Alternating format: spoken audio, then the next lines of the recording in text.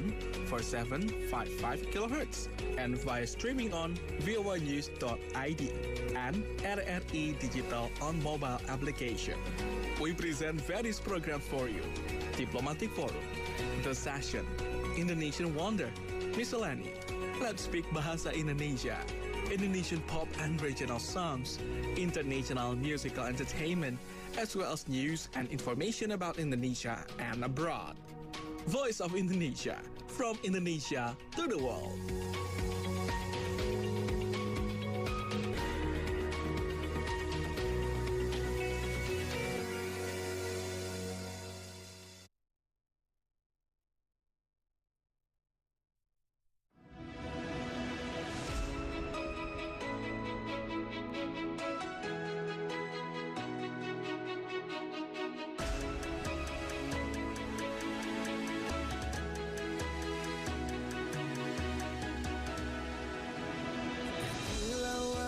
Samudra terbentang khatulistiwa, di situ ku ada bersamamu saudara.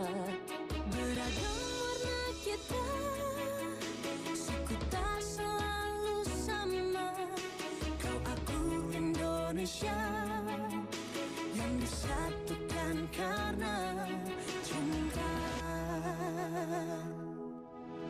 Karena kita Indonesia, jangan pernah terpecah belah. Walau kita berbeda, walau kita tak sama, tetaplah satu kita, kita Indonesia sesungguhnya.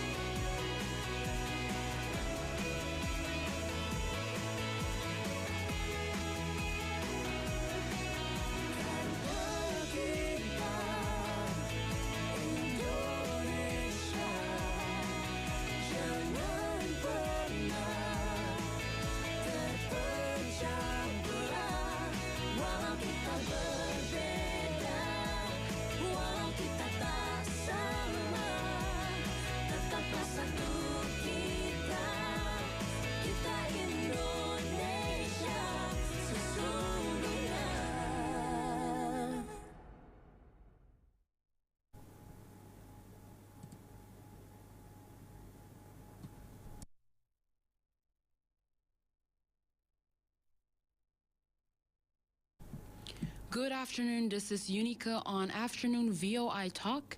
Today we're checking in on the flood situation in Manila, Philippines. Joining us is Miss Mila, or Bu Mila Tarigan, from the Indonesian Embassy in Manila. Good afternoon, Bu Mila. How are you? Thank you for being with us.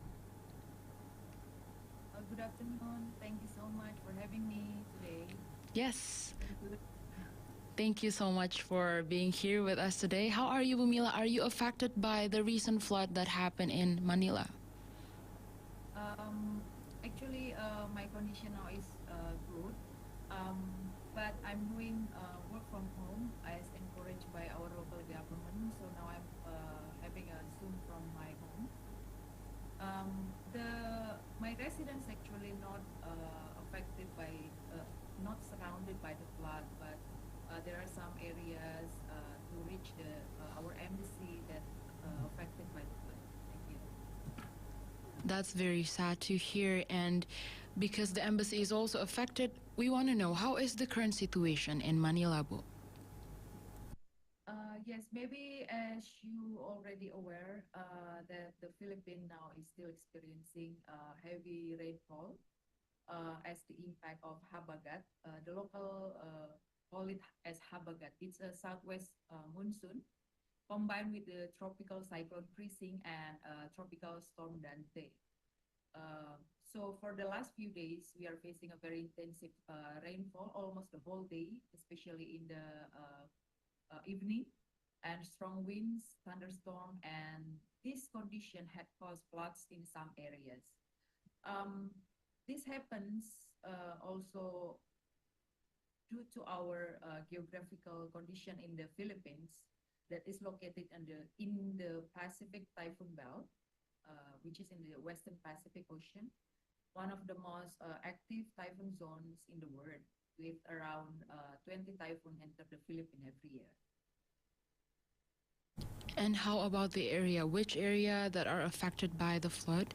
And what about the Indonesian embassy itself? You mentioned that it's also affected. How bad it is? Yes, until now, some areas that are affected is in Luzon part and Visayas. As I told you that our embassy is actually not surrounded by the flood, but since it's in Metro Manila and Metro Manila is in Luzon area, so the the access and the main infrastructure to reach the embassy from some of the staff's residence is disconnected because of the flood. So that's why maybe our ambassador also encouraged us to follow the regulations from the local government to be working from home. Okay, so that's why. And since there are also, of course, Indonesian living there, do you know how many Indonesian living in Manila currently? According to our data, actually from the portal Peduliwen, we have around 5,000 Indonesian living in Manila. And so far, is there any affected Indonesian that has said any report to the embassy? So based on our communications with our Indonesian community here in the Philippines and also our observations in the media, until now there is no report yet about Indonesian community that affected by the flood. Thank God. It's very good to hear that. And sadly, from the research that I've done, there are 6 people that are currently that passed away, sadly passed away, and there's also a lot of missing people. So, how is the evacuation process? So, according to the Office of Civil Defense, as you just told me also that there are 6 deaths until now, and 17,000 in people Filipino in the 500 evacuation centers currently, and another 65,000 evacuees taking shelter elsewhere. And the Department of Interior and local government actually had instructed the local government unit to conduct the evacuations by prioritizing children, elderly, and persons with disabilities. Usually, they use the schools and barangay halls. Barangay, it's like kecamatan in Indonesia, um, or kelurahan, and that's schools and barangay halls usually used for the evacuation centers to relieve goods distribution. And actually, after the Pagasa issues a flood advisory, other agencies like NDRRMC, National Disaster Risk Reductions, MMDA, and other related local government units also activate their response plans. Okay, and other than the instruction of being or working from home and the evacuation itself, is there any other instruction or latest instruction from the local government? For the instruction itself, Pagasa is Philippine atmospheric geophysical and astronomical services had issued the heavy rainfall warning, such as orange alerts since July 20 until 24. And this warning always sent to our mobile phone, so every people can anticipate about these conditions and doing important measures for the safety. And responding to these conditions, actually the Malacanang Palace has already issued memorandum circular regarding the suspension of classes and government office work across Metro Manila. But the suspension in private sectors remain at employer discretion. Okay. In the beginning, you've mentioned about the geography situation of course, Manila and also Philippines. We want to know, because of that, how frequent is flooding happen in Manila? Okay, so actually the exact number of flood incidents varies each year. But on average, the country experiences around 20 typhoons per year, and most of the typhoons bring heavy rainfalls and cause widespread floods. As I told you before, that this condition due to the Philippine geographical location along the Pacific typhoon belt and its archipelagic nature. And the Philippines also has a long coastline and is very vulnerable to coastal flooding from storm surge, high tides, and rising sea levels.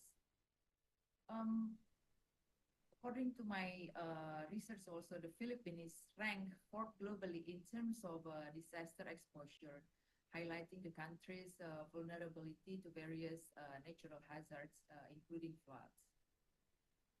Okay, and where are places prone to disaster in Philippines that Indonesian citizens need to be aware about, aside from the fact that they will get notified from the agency, but where are the places that we need to be cautious? Yes, this is very important. Yeah, related to the typhoon that usually happen every year. Some areas near to the river very prone to experience floods, such as Malabon and Marikina. But the Metropolitan Manila Development Authority also has officially flagged 49 flood hotspots across Metro Manila. This is concerning to the poor drainage and low elevations. The areas such as Caloocan, Pasay, Las Piñas, Makati, the embassy is in Makati, Muntinlupa, Mandaluyong, and Quezon City are the areas that we need to anticipate it during this season. Okay, yes, and we hope that the situation in Manila improves very, very soon, and all Indonesian citizens and all Philippine citizens remain safe. Thank you, Bu Mila, for joining us today and for the important update and also information from Manila and Philippines. Thank you so much, Bu Mila. Thank you so much. That's it for today on Afternoon VOI Talk. I'm Unica. Until next time, please stay safe and take care.